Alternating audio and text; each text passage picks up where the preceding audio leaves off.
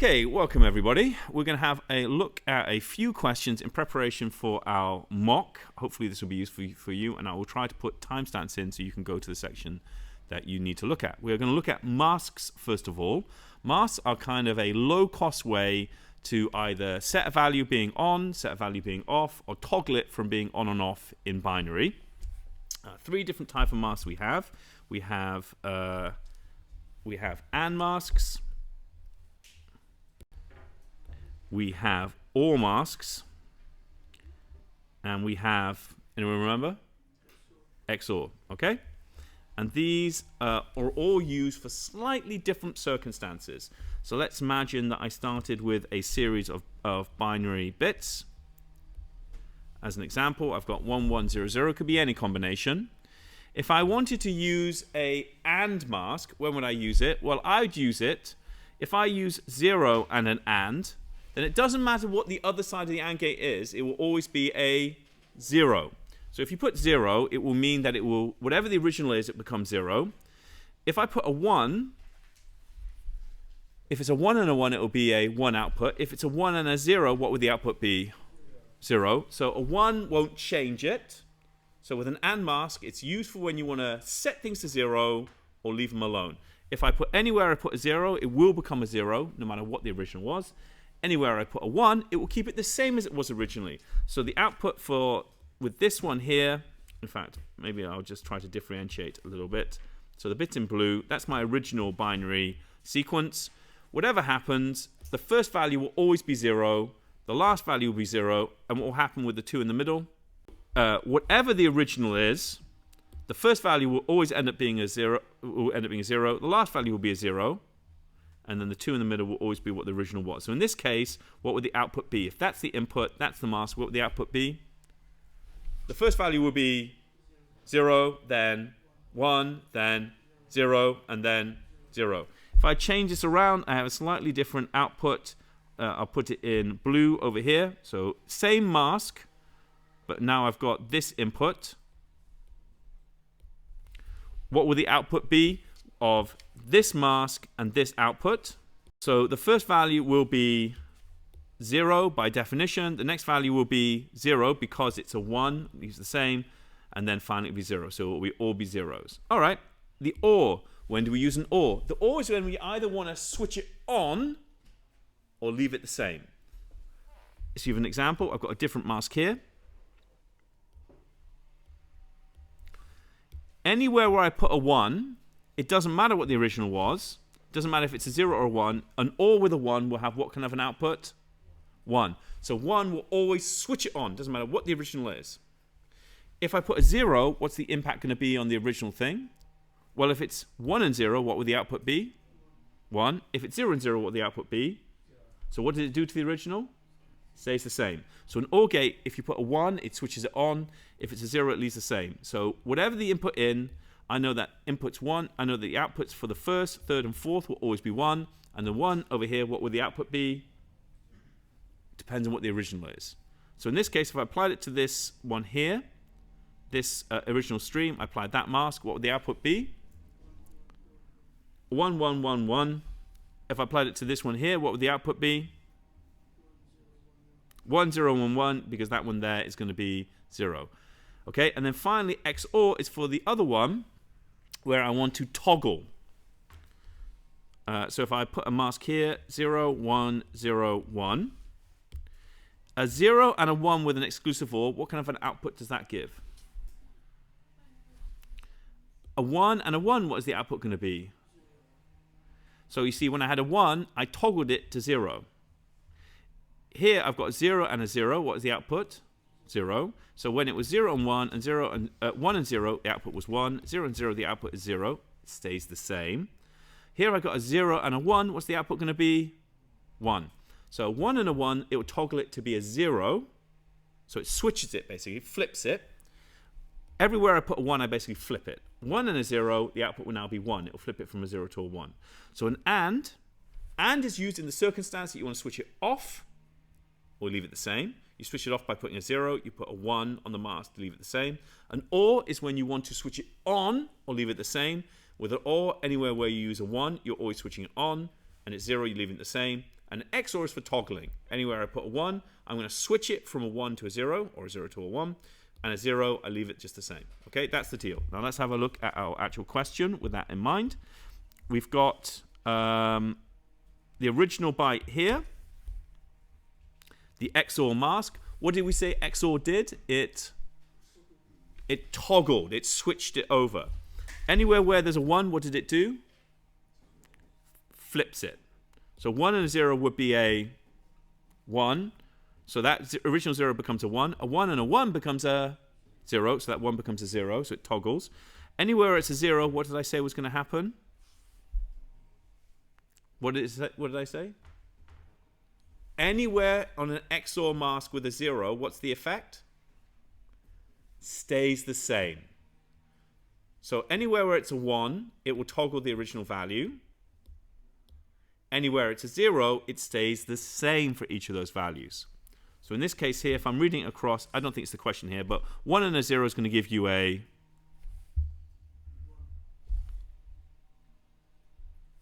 My bad, sorry. Yes, a 1. A 1 and a 1 is going to give you a 0. You see, so it's flipped these over from one to the other. What did I say the impact of having a 0 was? Stays the same. So what am I going to write out? 0, 1, 1. And now we've got a 1. What was the effect of a 1 in an XOR mask? It flips it. So 1 and a 1 will give you 0. 0 and 1 will give you 1. And 1 and 1 is going to give you 0. You see? So this flipped. The 1 became a 0. The 0 became a 1. And the 1 became a 0. Make sense? Okay. Describe a mask that could be applied to an 8-bit number. So it's a different mask now. It's either going to be AND or XOR or, although it's almost certainly not going to be XOR since we just did that. That can be applied to an 8-bit number to ensure that the most significant bit is always set to 1 and the other bits remained unchanged. What mask do we use to allow things to force things to be set to a value? Does AND forces it always, but what can you force things with an AND? You can set it to be 0 with an AND. We don't want that. We want to set it to 1. Force it to be 1. No matter what the input is, it will always be 1. So which mask? OR. So an OR mask. And what would the mask look like? It says the most significant bit set to 1 is the most significant bit on the far left or the far right? Far left. Yes? And therefore, and what do we want it set to? So we want it to be 1, and then the rest stays the same. So if the rest stays the same, what do we have to write after that? 0. How many zeros? Make sense? Yes? Looking at the mark scheme, you get 1 mark for saying OR, another mark for saying the actual mask, and actually you did have to do that one. That's a mark as well. Okay? Great. So now we're looking at Kano maps. Kano maps are all about how we can simplify logic. So if we can achieve the same logical statement, but by using less gates or less logical statements, it can run more efficiently, or at the hardware level, we'd be able to build it with less gates, and therefore it would be cheaper to build, more energy efficient, and faster to work. Okay? So we've got a list. So we complete the Kano map for this one here. We need to recognize these expressions. So what does this expression mean? Not a and beautiful or beautiful. Now, if you remember the way it works, is we're looking for where it's not A. So we need to go across here. Here's A and B. Not A is when A is 0. So A is 0 here and here. So if it was just not A, it could be anywhere in any of these 8 cells. But it's also when it's not B. Not B is here and here, but they cross over on this one. So essentially not A and not B go all the way down here. So what do I write in each of those cells? Do you remember? You just write down a 1 to simplify that the logic is there. Or, then we have to do the other one, A and not B. Where A is true is when A is what value? 1. So that's here and here. So it could be any of these 8. or also and where not B, so where B is 0, which is this one here. And I'm going to write all the way down. Now, do you remember the rules for simplification with Carnot maps? You have to do it in boxes of 1, 2, 4, 8, 16. You want to make the box as big as you possibly can. It has to be regular sized, so you can't make some kind of Tetris weird shape. It's got to be a box or a line, etc. And you can also overlap, and you want to do it in as few boxes as possible. Now, do you see there's some opportunities here that you could use for this Carnot map?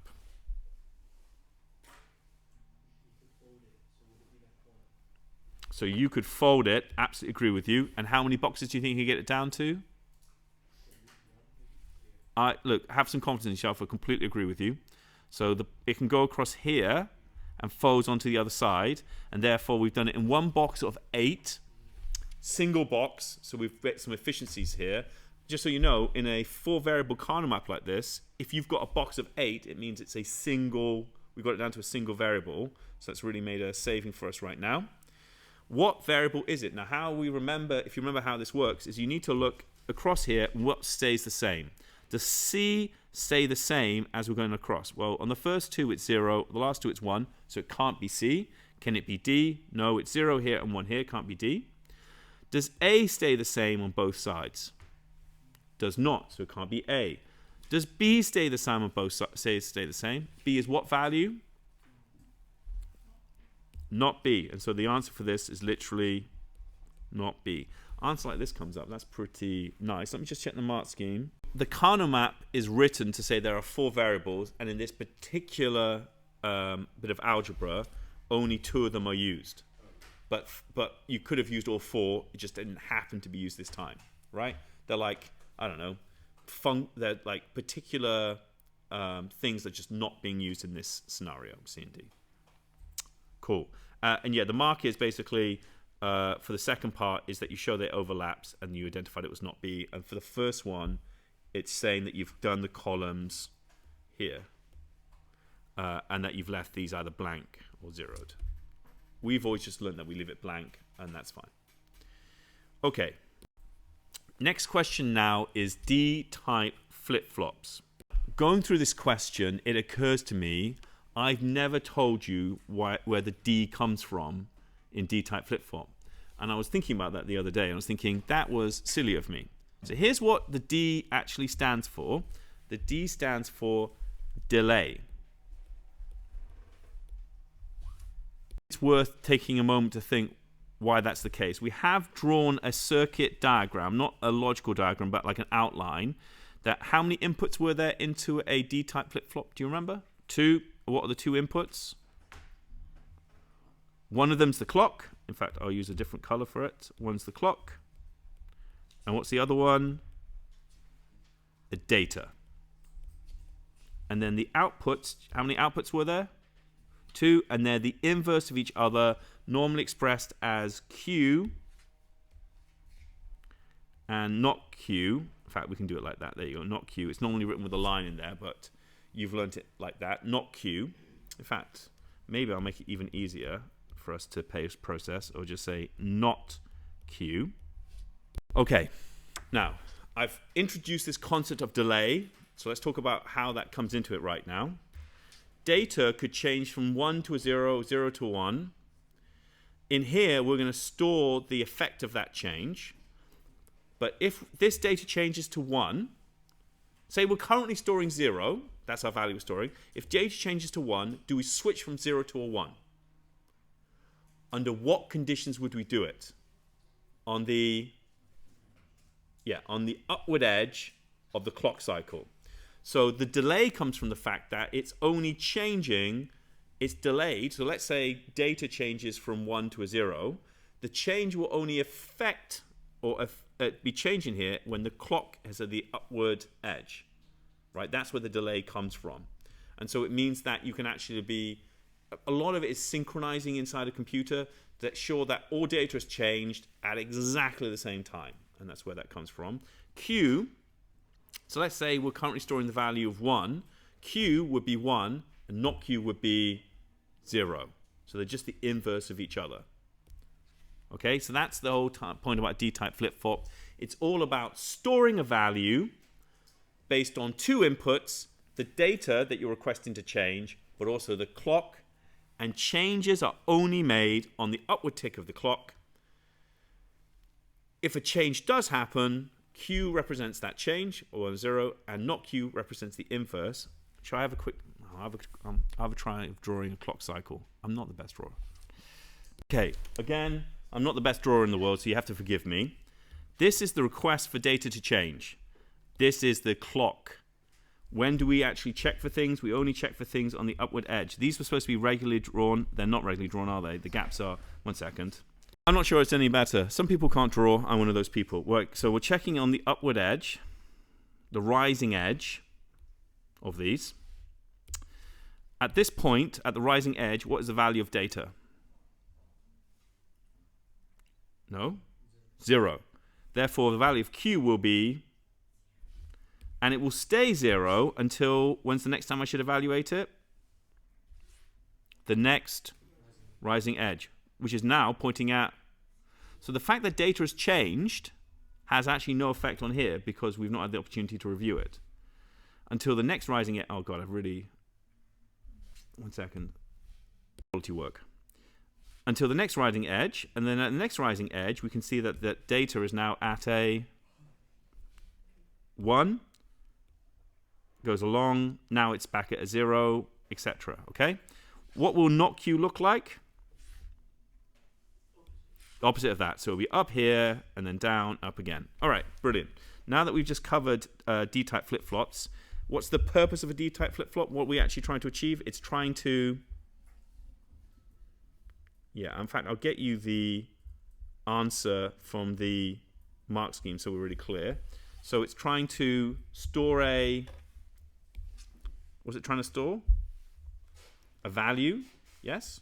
How much data is it storing? It's actually storing 1 bit.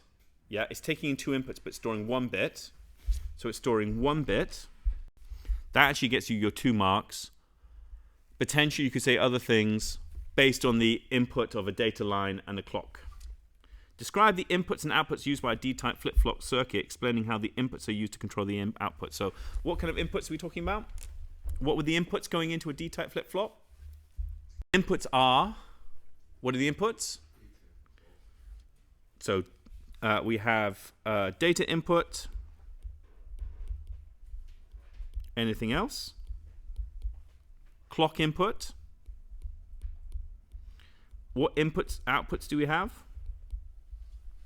What were the outputs? Q output.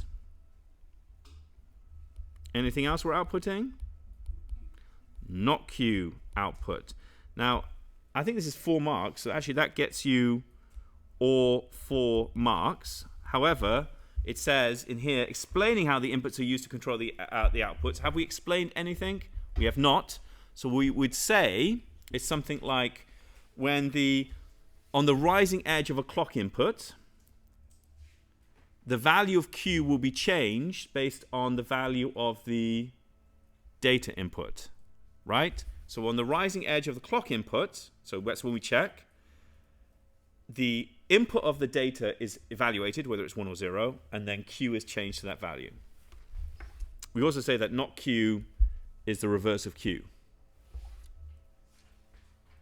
Okay, I've said these things. I don't think you need to write them down, hopefully. Yes? Brilliant. Okay, so for you to know, so you know you can do subtraction using column methods. You remember you learned a million years ago, you learned bus stop maths to do addition or whatever, and then column method to do subtraction. You can do that with binary. It works the same, although you have to follow the rules of 1s and 0s, and that it carries on a 2. But a computer doesn't do that. I didn't teach you to do binary subtraction directly. How did I teach you how to do binary subtraction? By making the number negative in 2's complement and then adding that number. Why did I teach you that? Because that is how it's working at a hardware level. There is no such thing as a subtractor. There's only an adder, and the adder adds negative numbers, which is why we're kind of teaching it this way. And also, I felt it gives you more practice to do 2's complement. So do you remember there's 2 different ways to hold a negative number? What are the 2 different ways we can hold a negative number in yep? significant bit. Yeah, both of them will be about doing something different in the most significant bit. What do you think the differences are? So one of the ways, which is how we write down with decimal, is you just put a minus on the last bit or leave it alone. And that's sign magnitude. And a 1 represents minus and a 0 is on its own. It's not asking us to do that. It's asking us to do 2's complement. And 2's complement we use much more frequently. Why do we use it much more frequently? Because it allows us to do addition. Why did I say we're going to use 2's complement? Because it allows us to do any mathematical addition or subtraction. Can you do addition and subtraction with sign magnitude? No, it's going to give you wonky answers. Let's remember how 2's complement works. You take the first value. In this case, we've got 1, 0, 0, 1, 1, 0, 1, 1. Here's our value. So it's saying it's already in 2's complement. We're not having to do any conversion. It's already in 2's complement. So let's talk about the values we do at the top.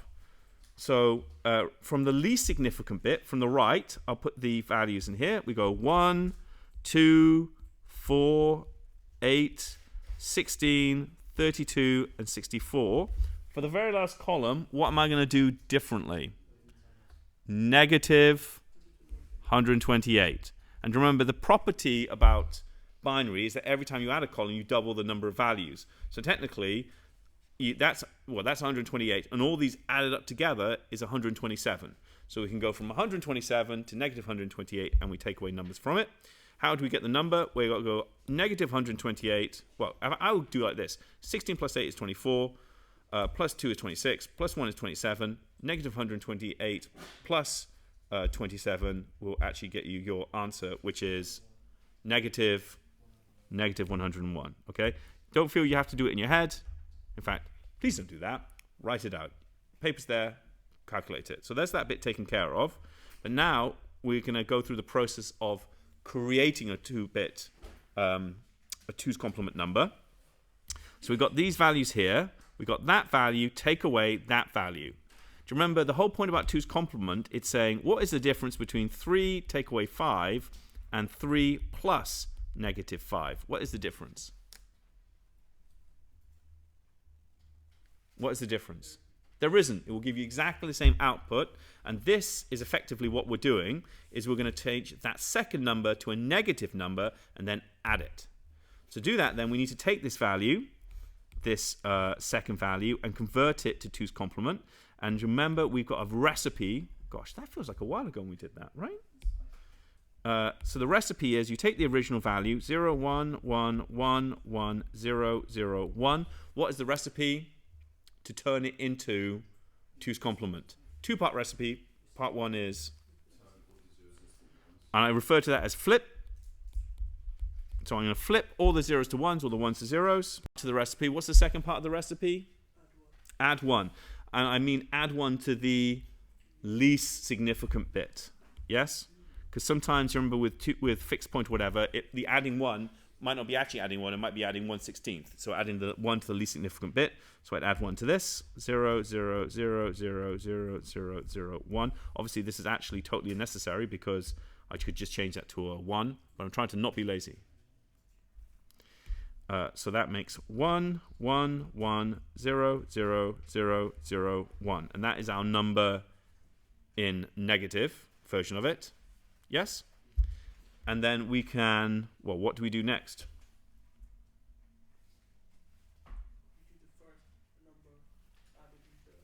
Bingo. So we take our first number, and by first number, that number there. Second number, this number here, and we add them together, don't we? Right? In fact, why don't I write them over in those colors? So my first number was 1, 1, 0, 1, 0, 0, 1, 1, and then the next number was in yellow. Ooh, yellow might not show up very nicely. Tell me, does it look terrible?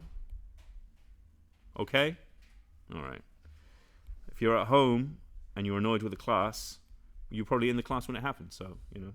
Or maybe not. Maybe you're a year in the future or 2 years in the future and someone's looking back about how to revise. It's a time machine. All right. Binary addition, what are the rules? Do I start on the left or do I start on the right? Start on the right. 1 and 1 makes 2. Can I write down the number 2? Cannot. 0, carry the 1.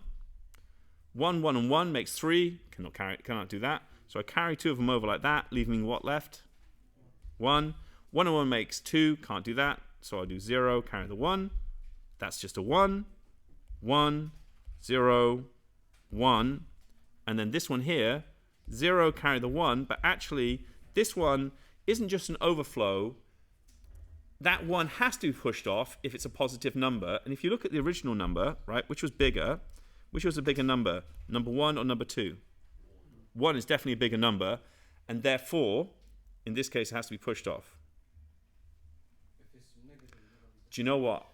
We actually have to do something we have to do something else here. Here's your issue, right?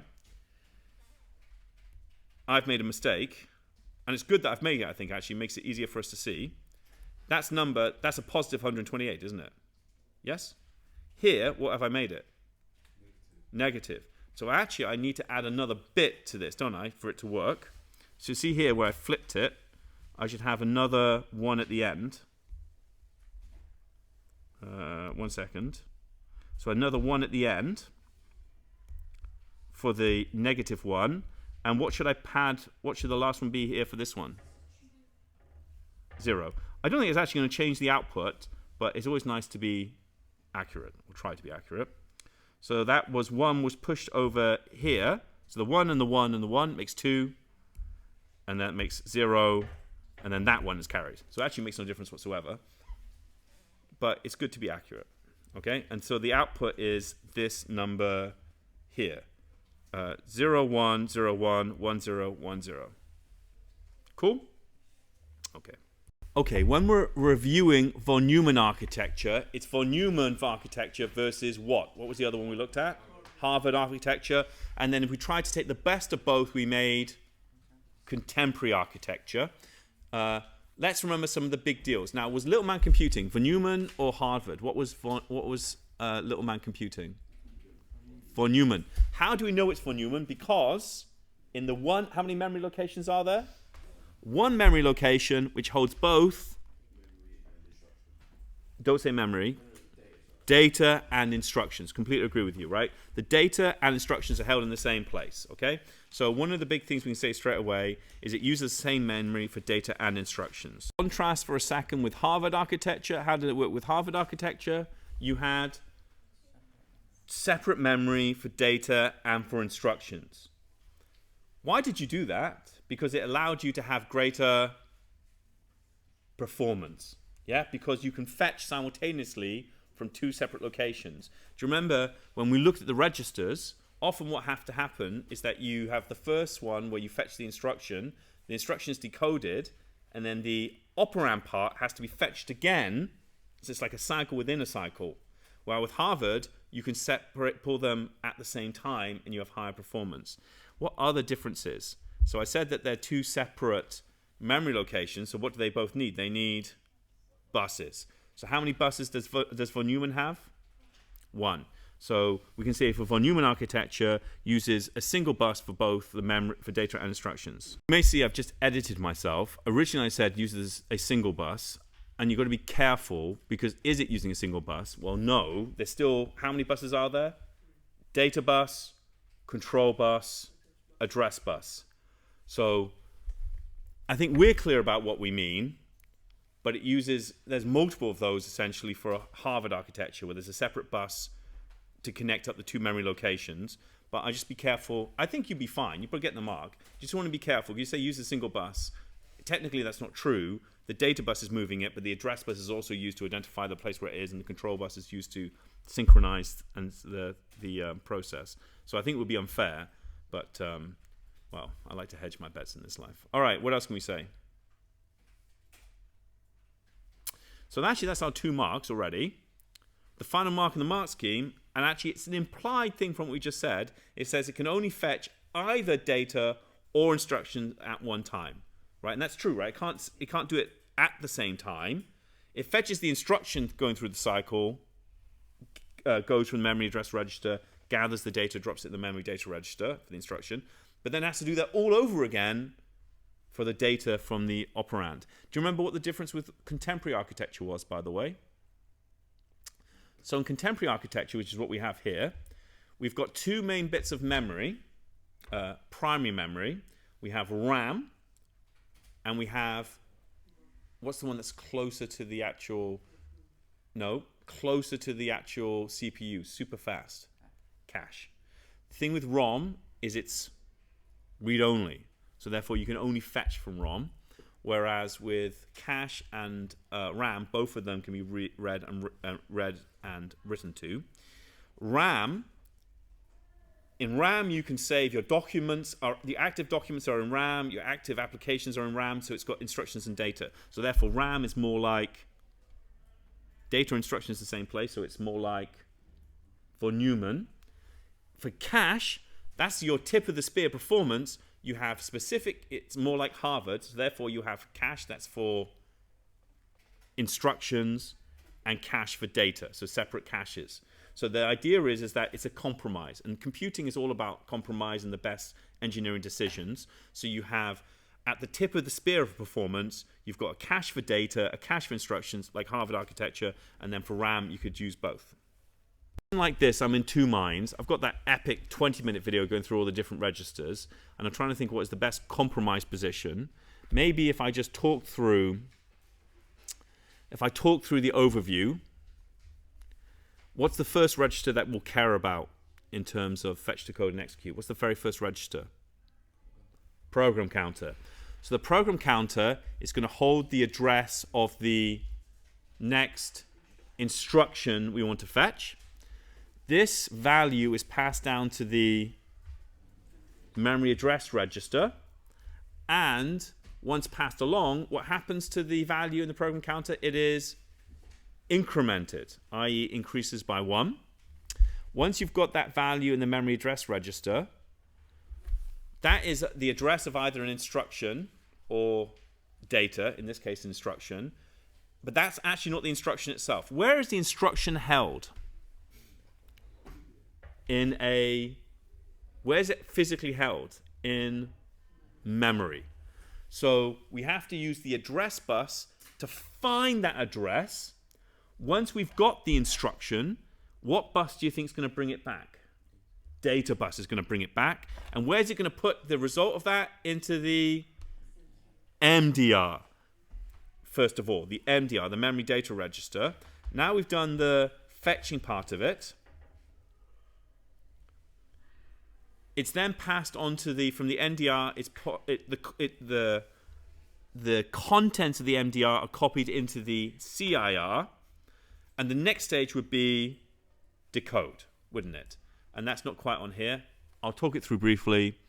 The control unit helps decode what the opcode is, what the thing you're trying to achieve is, and then of course you're going to need to, depending on whether you're using immediate addressing, direct addressing, or indirect addressing, the value has to be found, ready for the last phase of the cycle, which is the execute phase, where the ALU will be utilized to add the number, whatever it is you want it to do with it.